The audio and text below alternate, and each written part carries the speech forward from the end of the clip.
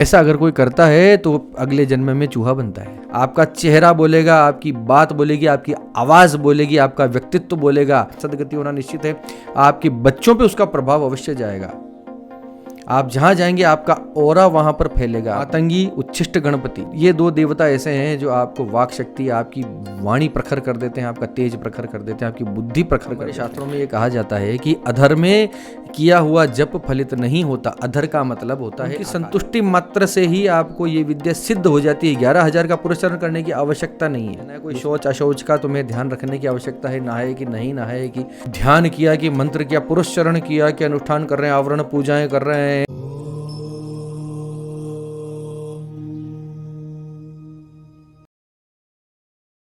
अमोघ शक्ति देखने वाले सभी दर्शकों को पंडित अखिलेश उदय जी का प्रणाम नमन। मित्रों, रुद्रयामल तंत्र के अंतर्गत भगवान शिव और पार्वती के बीच में संवाद चल रहा है, तंत्र का निरूपण चल रहा है। तब देवी भगवती पार्वती भगवान शिव से पूछती हैं कि हे प्रभु, ऐसी कोई विद्या, ऐसा कोई मार्ग बताइए जिसमें न कोई श्रम हो, न कोई दान हो, न कोई जप हो, न कोई पाठ हो, न कोई मंत्र हो, इतना सरल हो कि जिनके नाम लेने मात्र से, जिनका स्मरण करने मात्र से ही हमारे सारे काम सिद्ध हो जाएं। ऐसी कोई विद्या, ऐसा कोई उपाय बताइए। अब भगवान शिव उनको कहते हैं कि हे देवी सुनो, गुह्य से भी गुह्यतर यानी गुप्त से भी गुप्ततर भगवान श्री उच्छिष्ट गणपति का जो है मैं तुम्हें मार्ग बताता हूं, जो जप मात्र से ही, सिंपल जप मात्र से ही सिद्ध हो जाता है। उसमें न कोई शौच अशौच का तुम्हें ध्यान रखने की आवश्यकता है, नहाए कि नहीं नहाए कि ध्यान किया कि मंत्र किया, पुरस्चरण किया कि अनुष्ठान कर रहे हैं, आवरण पूजाएं कर रहे हैं, ये सब किसी की आवश्यकता नहीं है। स्मरण मात्र से यानी जप मात्र से ही जो मनोवांछित फलों को देने वाला है, ऐसा एक साधन बताता हूं, उच्छिष्ट गणपति कवच।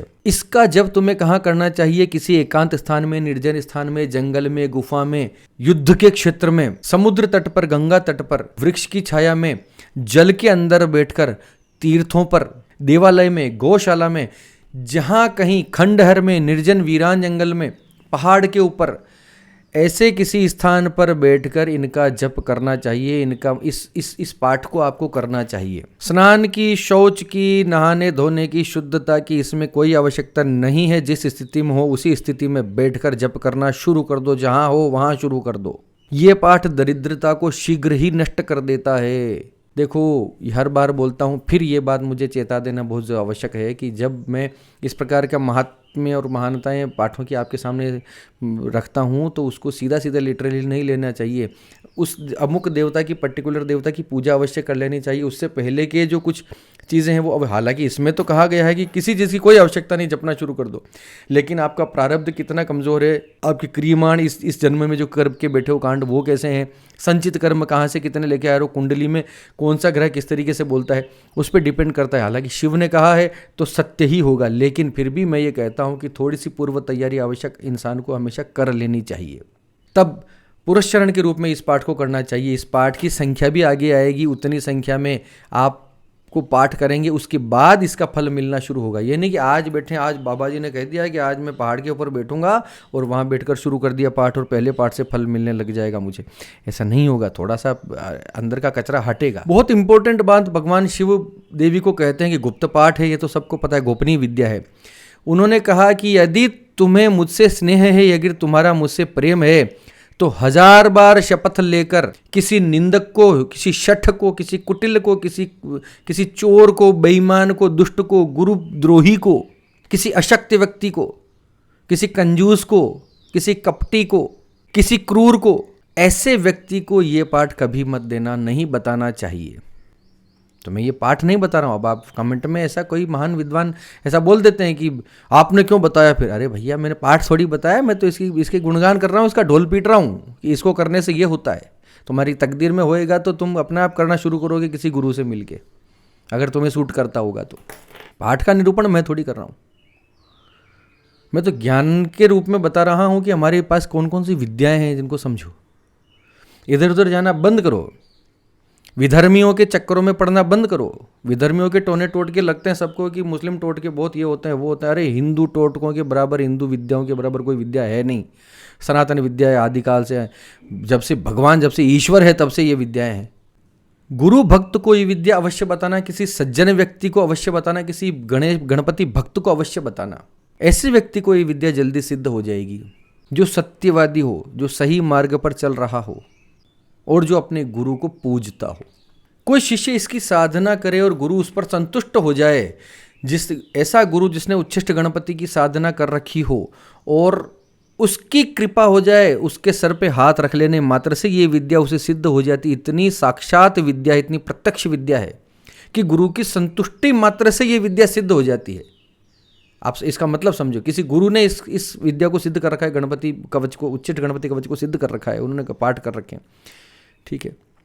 और आप उस गुरु से आपने ये विद्या ग्रहण की, ये कवच ग्रहण आपने किया और आपने गुरु की सेवा करते हुए कुछ ही समय उसकी साधना करी, कुछ ही पाठ उसके किए, लेकिन गुरु अगर आपके प्रसन्न हो गए कि हाँ ये मेरा बढ़िया शिष्य है, उनकी संतुष्टि मात्र से ही आपको ये विद्या सिद्ध हो जाती है। 11,000 का पुरस्चरण करने की आवश्यकता नहीं है। अगर गुरु की कृपा हो जाती है तो पुरस्चरणों के अंदर जो संख्या दी जाती है ना मंत्रों की, इतने जपने पर यह मंत्र सिद्ध हो जाएगा, इतने जपने पे यह मंत्र सिद्ध हो जाएगा।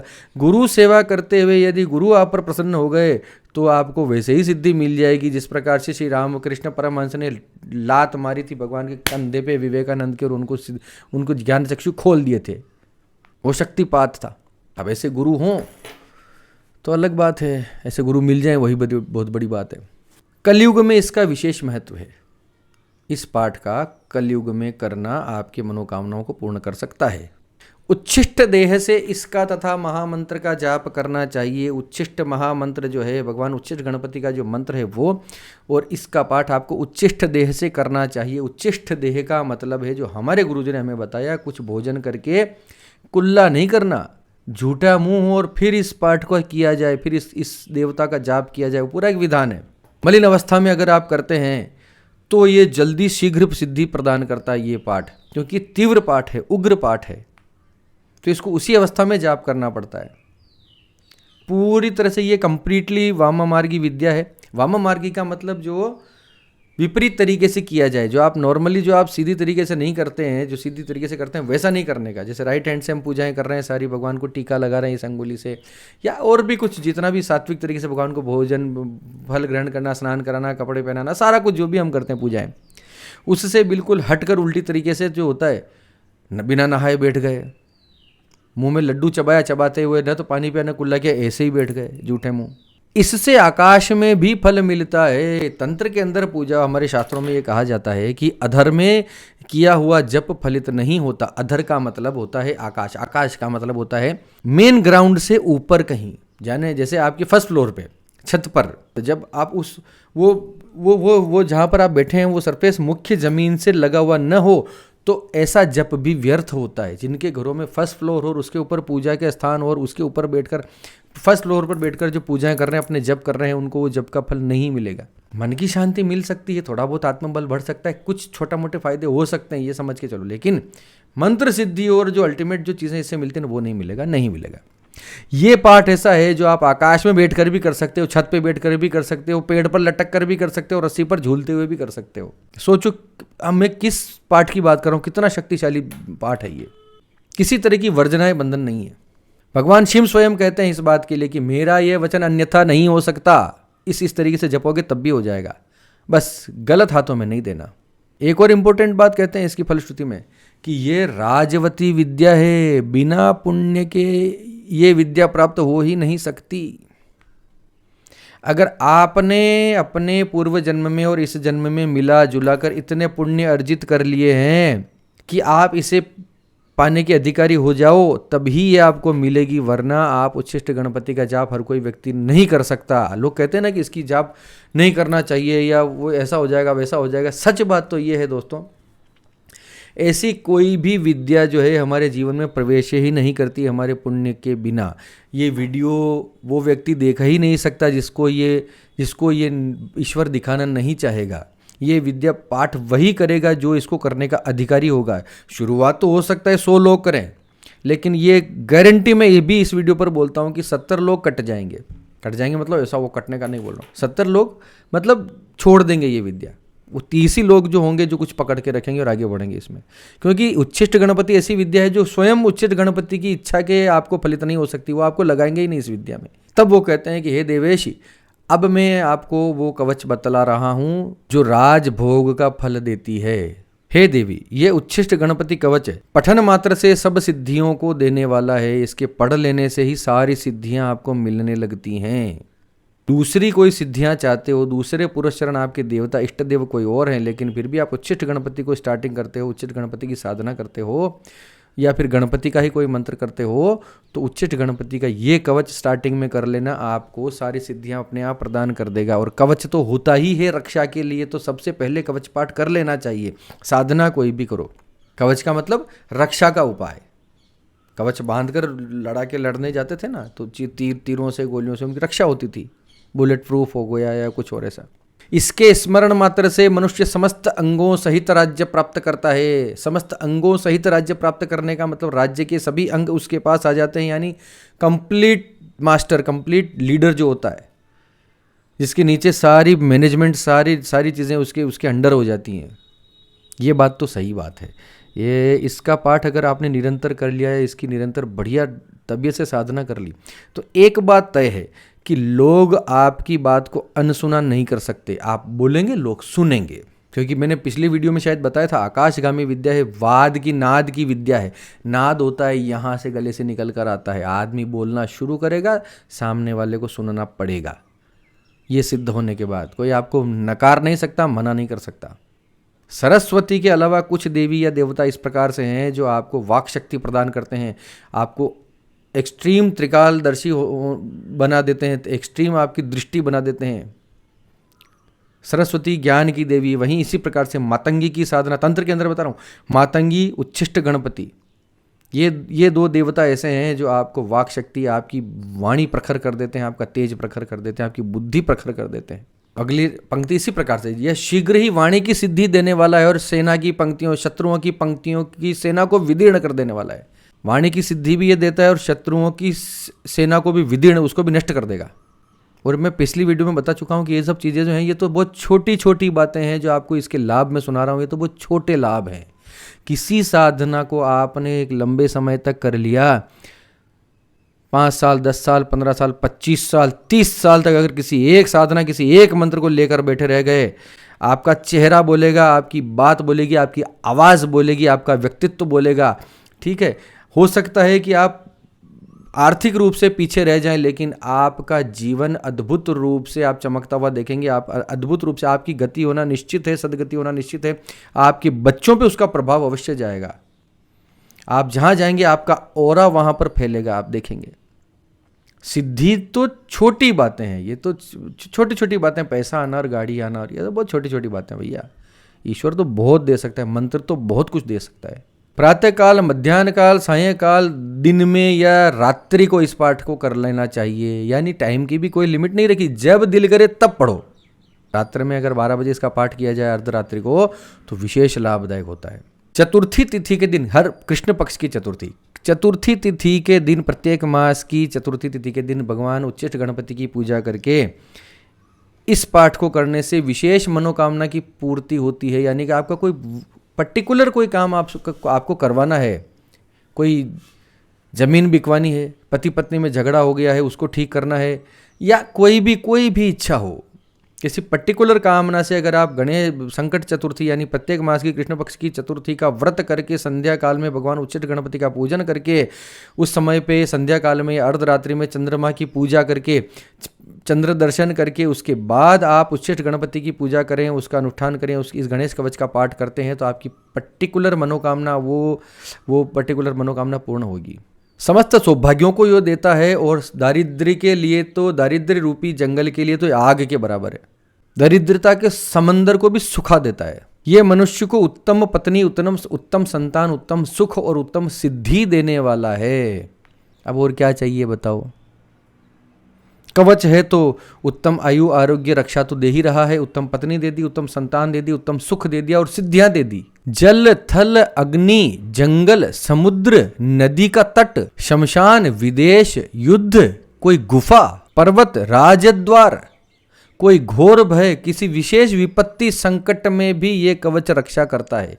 यानी एक्सट्रीम आप समझो कि जिस किसी परिस्थिति में जब आप किसी संकट से गिर जाओ, इसका पाठ करना शुरू कर दो। जहां हो वहीं पे, जिस स्थिति में हो उसी स्थिति में, क्योंकि और तो बंधन की दिए ही नहीं ना भगवान ने।